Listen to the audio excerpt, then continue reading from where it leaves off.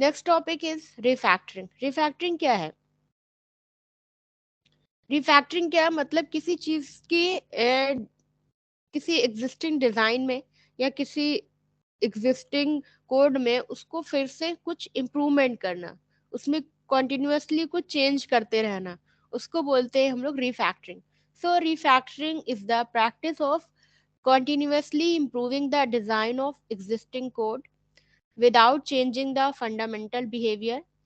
In agile, teams maintain and enhance their code on an increment basis.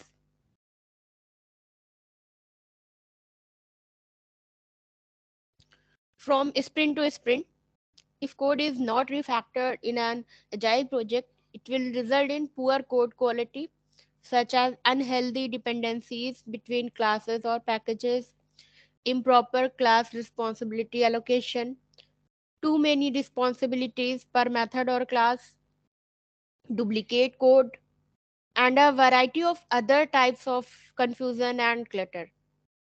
Refactoring helps to remove these uh, chores and simplifies the unclear and complex code. Following are the definition quoted by various experts in agile on refactoring concept. तो refactoring क्या है कि किसी code को, किसी existing design मतलब किसी existing code को कॉन्टिन्यूसली उसको इम्प्रूव करते रहना, ठीक है, without changing the fundamental behaviour.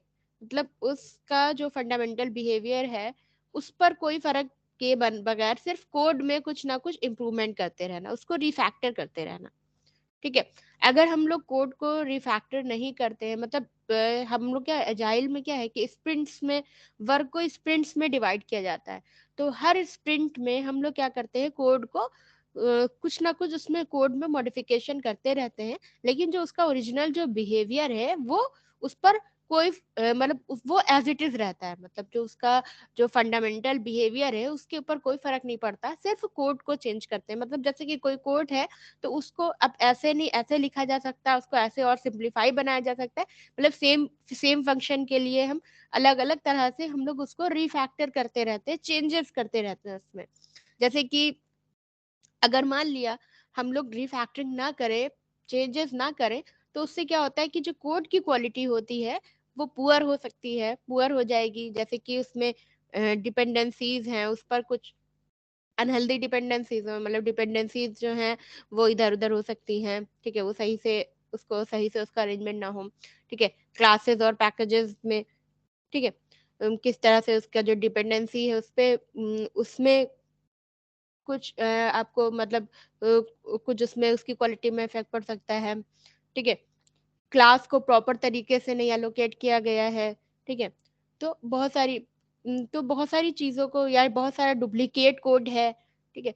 तो ये सारी चीज़ों को हटाने के लिए इन सारे जैसे डुप्लीकेट कोड है, कहाँ कहाँ पर डुप्लीकेट बहुत ज़्यादा, मतलब बार बार उस कोड को, एक कोड है उसको हम मतलब एक एक बार ही लिख करके हम उसको डिफरेंट डिफरेंट प्लेसेस पे हम लोग कॉल कर सकते थे, लेकिन हमने उसको बार बार ही राइट किया है।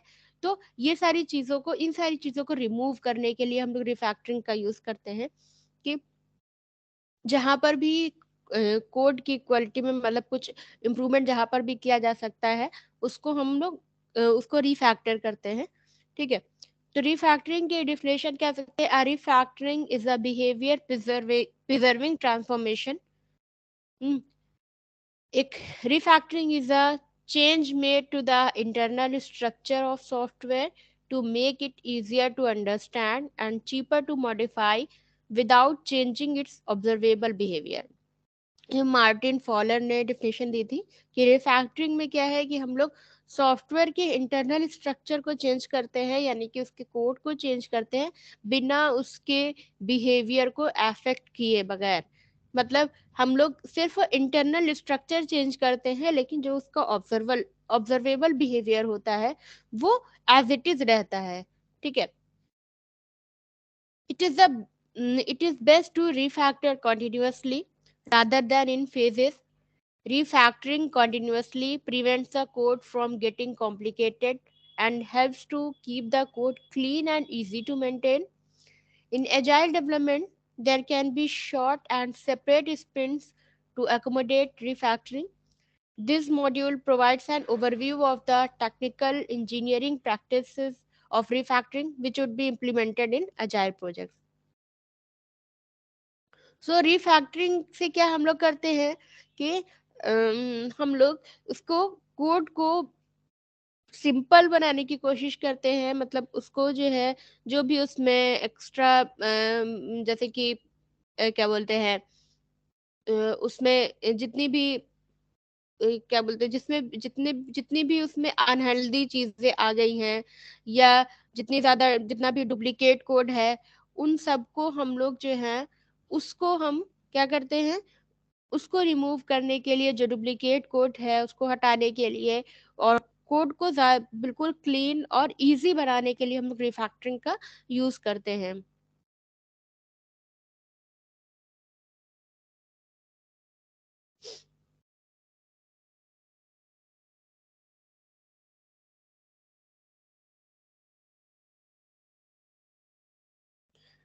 चैलेंजेस क्या है? Though refactoring brings a lot of benefits to the code quality of the software, there are multiple challenges that dissuade developers in agile projects from continuously refactoring the code. Following are a few challenges that are mostly seen in agile projects. First is time constraint. Refactoring में कौन कौन से challenges हैं जैसे कि time constraint हो गया. Time is the biggest challenge for doing refactoring in agile project as the sprints are time boxed with a defined set of deliverables. ठीक है, टाइम कंस्ट्रेंट जो है सबसे बड़ा चैलेंज क्यों है? क्योंकि जो एजाइल में होता है वो स्प्रिंट्स जो होती हैं वो टाइम बॉक्स्ड होती हैं, मतलब हर स्प्रिंट के लिए एक लिमिटेड टाइम डिसाइड किया जाता है कि इन इसी लिमिटेड टाइम में हमें इस स्प्रिंट को कंप्लीट करना है। ठीक है, तो इसलिए हमें जो है मतलब रिफैक्टरिंग टाइम के पर्सपेक्टिव से रिफैक्टरिंग का मतलब एक चैलेंजिंग फैक्टर है, क्योंकि हमें उस कोड को भी हमें देखना है, कोड को भी रिफैक्टर करना है, प्लस उस पर्टिकुलर स्प्रिंट पे भी हमें वर्क करना है, एग्जिस्टिंग कोड को भी उसमें भी मॉडिफिकेशन करना है और हमें उस स्प्रिंट को कंप्लीट भी करना है। ठीक है, तो इसलिए टाइम टाइम के पर्सपेक्टिव से एक टाइम कंस्ट्रेंट मतलब जो इसमें गिवन रहता है ये एक बिगेस्ट चैलेंज है। ठीक है, फिर reluctance, if the code is working fine without any refactoring done, there will there will be an inclination towards not revisiting the code. This is primarily because of the mindset that there is no error and hence no need to do additional activities is that refactoring. अब जैसे कि मान लिया code है आपका properly work कर रहा है, ठीक है, तो क्या होता है कि मतलब एक माइंडसेट बन चुका होता है कि अब इसमें कोई इम्प्रूवमेंट की जरूरत नहीं है क्योंकि ये प्रॉपरली वर्क तो कर रहा है। ठीक है, कोई उसको फिर से रिविजिट नहीं करता है कोड को। ठीक है, तो ये एक चैलेंज है कि उसको मतलब उसको रिफैक्टरिंग लगता है कि नहीं रिफैक्टरिंग की कोई ज़रूरत नहीं है, इसको मॉडिफिकेशन की कोई ज़रूरत नहीं है, प्रॉपर वे में तो वर्क कर रहा है, कोई दिक्कत नहीं है। तो ये एक चैलेंज है इसका। फिर integration with branches, to integrate the code across different branches post refactoring is considered a challenge. जैसे कोड को हम लोग डिफरेंट डिफरेंट ब्रांचेस में हम लोग इंटीग्रेट करते हैं, ठीक है, तो उसमें रिफैक्टरिंग आपका एक चैलेंज होता है, मतलब उसको पहले हमने जैसे कोड को डिवाइड कर दिया अलग अलग पार्ट्स में, उसके बाद फिर उसको इंटीग्रेट कर रहे हैं, तो उस केस में आपका रिफैक्टरिंग मतलब एक चैलेंज क्रिएट होता है, एक रिफैक्टरिंग के लिए एक चैलेंज होता है। Then fear factor, developer often fears that refactoring will introduce bugs and break the existing functionality which is working fine. Developers क्या मतलब जब देख रहे हैं कि कोई कोड है वो फाइनली वर्क कर रहा है, प्रॉपरली वर्क कर रहा है, तो डेवलपर सोचते हैं कि अब इसको फिर से रिविजिट करके क्या करें, इसको फिर से हम लोग मतलब मॉडिफाई करके क्या करें, इसको रिफैक्टर करके क्या करें, क्योंकि मतलब हो सकता है कि हम रिफैक्टरिंग करें और उसकी वजह से क्या बहुत सारी बग्स क्रिएट हो जाएं। ठीक है, उसकी जो एग्जिस्टिंग फंक्शनैलिटी है वो उस पर फर्क पड़े, ठीक है, वो ब्रेक हो जाए, तो इस वजह से जो है वो क्या करते हैं, वो एक जो उनके अंदर जो फियर फैक्टर होता है, ये भी एक बिगेस्ट चैलेंज है। उसकी वजह से रिफैक्टरिंग के बारे में नहीं सोचते, कि इसको रिफैक्टर करने के, मॉडिफाई करने के बारे में नहीं सोचते। Retesting, in case automated test suites are not available, the developer is discouraged to do refactoring with the additional effort of manual testing to check the functionality। ठीक है, जैसे कि मान लिया अगर ऑटोमेटेड टेस्ट नहीं अवेलेबल, अगर ऑटोमेटेड टेस्ट नहीं है, मैनुअल टेस्टिंग की जा रही है किसी कोड की, तो डेवलपर सोचते हैं कि हम फिर से उसको रिफैक्टर करें। रिफैक्टर करने के बाद फिर उसकी फंक्शनैलिटी को चेक करने के लिए फिर मैनुअल टेस्टिंग, मतलब फिर से उसकी मैनुअल टेस्टिंग करनी पड़ेगी। तो एक एडिशनल एफर्ट की रिक्वायरमेंट होगी, इस वजह से नहीं करना चाहते हैं। ठीक है। फिर backward compatibility, backward compatibility often prevents developers from starting refactoring effect। Backward compatibility भी इसका एक चैलेंज है इसके लिए। ठीक है। Then motivation for a refactoring, the following points for motivation are more common among the developers while they do refactoring. It becomes easier to add new code, the existing code's design is improved, helps to gain a better understanding of code, makes coding less annoying। Okay, तो refactoring से क्या क्या चीज़ें, मतलब क्या बोलते हैं, refactoring से उनको क्या क्या मोटिवेशन क्या क्या मिलता है, जैसे कि रिफैक्टरिंग के थ्रू उनके लिए न्यू कोड ऐड करना इजियर हो जाता है। ठीक है। जो एग्जिस्टिंग कोड है उसकी डिज़ाइन में इम्प्रूवमेंट हो जाता है।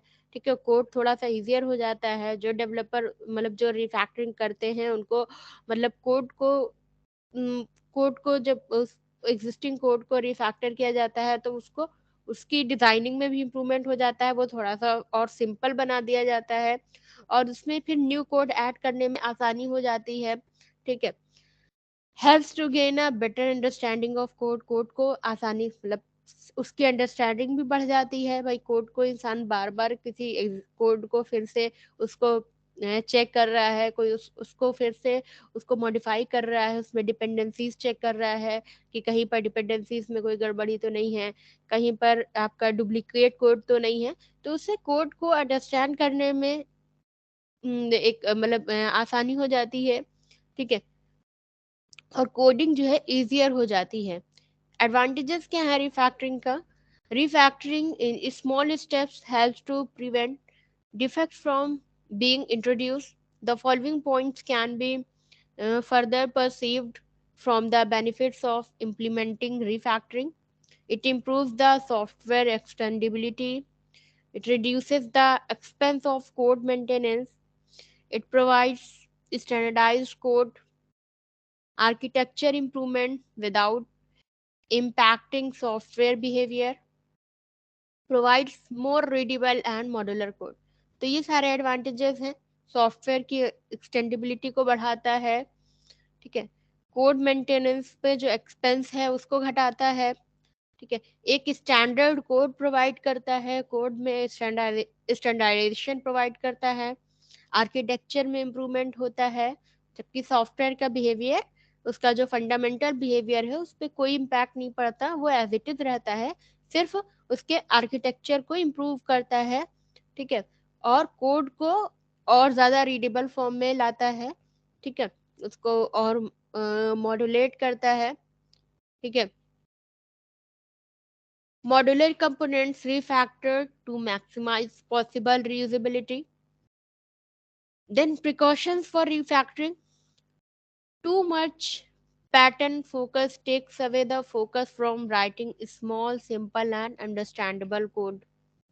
Look at patterns from a refactoring perspective and not just as reusable elements। तो रिफैक्टरिंग करते के टाइम ये ध्यान देना है कि हम बहुत ज़्यादा, मतलब पैटर्न को हम बहुत ज़्यादा फोकस करके फिर हम कोड जो है, जो सिंपल और स्मॉल, मतलब छोटे कोड्स को, जो अंडरस्टैंडेबल कोड है उनसे हम हट जाएं, मतलब पैटर्न पे ज़्यादा फोकस कर रहे हैं। और फिर क्या हो रहा है कि हम जो चीज़ हम सिंपल वे में कह सकते हैं, सिंपल वे में जो चीज़ कर सकते हैं, उसको हम थोड़ा सा डिफिकल्ट भी बना सकते हैं। ठीक है। तो और जो पैटर्न है, मतलब पैटर्न को हम लोग रीफैक्टरिंग के पर्सपेक्टिव से देखें, ना कि उसको एक एज अ रीजनेबल एलिमेंट के पर्सपेक्टिव से देखें। ठीक है, मतलब क्या है कि पैटर्न्स को फोकस करना है ओनली रीफैक्टरिंग के पर्पज से। ठीक है, how to check faulty code. Code smell is the phrase coined by Ken Beck and Martin Fowler.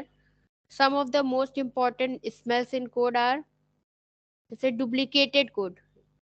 Duplicated code, इसका डिस्क्रिप्शन क्या है, आइडेंटिकल और very similar code exist in more than one location.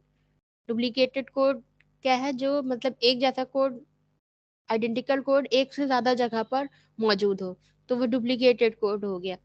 फिर long method, a method function procedure that has grown too large।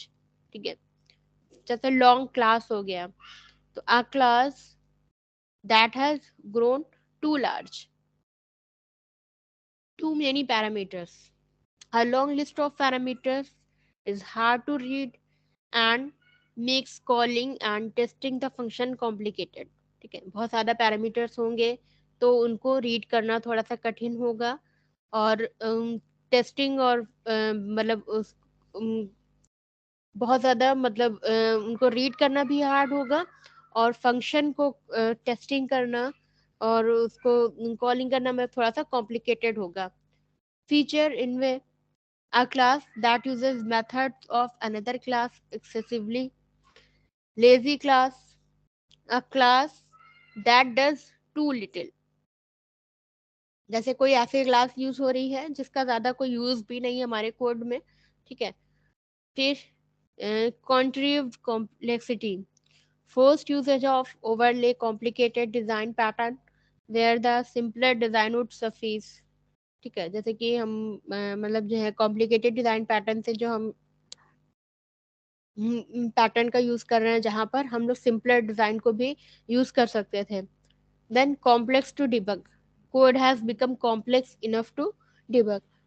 ठीक है, तो ये कुछ स्मेल इन कोड, मतलब ये है, ये सारी क्या बोलते हैं, ये सारे स्मेल दिखाई देते हैं, यानी कि ये सारे अगर डिफेक्ट्स लगते हैं कोड में, तो हम वहां पर मॉडिफाई करते हैं। जैसे डुप्लीकेटेड कोड हो गया, या लॉन्ग मेथड है, लॉन्ग क्लास है, तो वहां पर हम सोचते हैं कि इसको कैसे और सिंपलर बनाया जा सकता है, उसमें क्या मॉडिफिकेशन किया जा सकता है।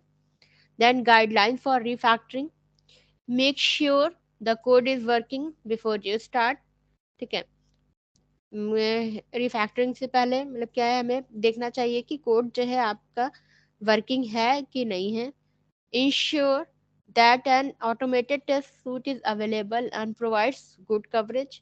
देखिए कोई ऑटोमेटेड टेस्टिंग हो, अवेलेबल हो, और वो गुड कवरेज प्रोवाइड करती हो। ठीक है, पूरे कोड को कवर कर सके। Run the test frequently before, during and after each refactoring. जब हम रिफैक्टरिंग करेंगे यानी कि मॉडिफिकेशन करेंगे, चेंजेस करेंगे, तो कोड को बार बार मतलब उसको टेस्ट करना होगा, बार बार उसकी टेस्टिंग करनी होगी, रिफैक्टरिंग से पहले भी, रिफैक्टरिंग के बीच में भी, और आफ्टर द रिफैक्टरिंग भी। कि ऐसा तो नहीं कि उसके जो उसका जो बिहेवियर है कोड का, उसमें कोई इफेक्ट पड़ा हो, मतलब जो उसका आउटकम है उसके रिजल्ट में, उसकी फंक्शनैलिटी पे तो कोई इफेक्ट नहीं पड़ रहा। ये सारी चीजें हमें चेक करनी पड़ेंगी, क्योंकि हमें मॉडिफिकेशन सिर्फ इंटरनल मॉडिफिकेशन करना होता है, और उसका जो आउटपुट बिहेवियर है, जो उसका आउटकम है, वो सेम रहना चाहिए। Before each refactoring, use a version control tool and save a checkpoint. Not only does this means recovery can be done quickly from disasters, but it also means refactoring can be tried out and then back out if unsatisfied with the refactor code। तो जब हम लोग मतलब refactoring हम लोग करते हैं, उससे पहले ही हमें वर्जन कंट्रोल टूल का यूज करना चाहिए। ठीक है, चेक पॉइंट को सेव करते रहना चाहिए, ताकि हम लोग मतलब क्या बोलते हैं, कोई भी उसमें एरर्स आ जाए, तो कोई भी डिजास्टर हो कोई भी, तो उससे हम लोग रिकवर कर सकें। ठीक है, break each refactoring down into smaller units. हम लोग क्या करें, refactoring को छोटे छोटे units में divide कर दें. Finally, if refactoring tool is available in your environment, utilize it. और अगर कोई ये refactoring tool available है तो हम उसको utilize करें. Then implementation of refactoring technique. There are multiple refactoring techniques available that will make the existing code better in terms of performance and maintainability. The basic purpose of refactoring in Agile or any other methodology is leave a module in better state than you found it. ठीक है, तो refactoring का main क्या objective है, उसका main purpose ये है कि जो भी मॉड्यूल है उसको उसकी कंडीशन को और और ज़्यादा मतलब और अच्छी स्टेट में लाना. ठीक है, जो उसकी एग्जिस्टिंग स्टेट है उसमें सुधार करना. The refactoring technique are categorized by Martin Fowler as follows: composing methods, moving features within objects, organizing data, simplifying conditional expression, making method call simpler. तो ये कुछ रिफैक्टरिंग टेक्निक्स हैं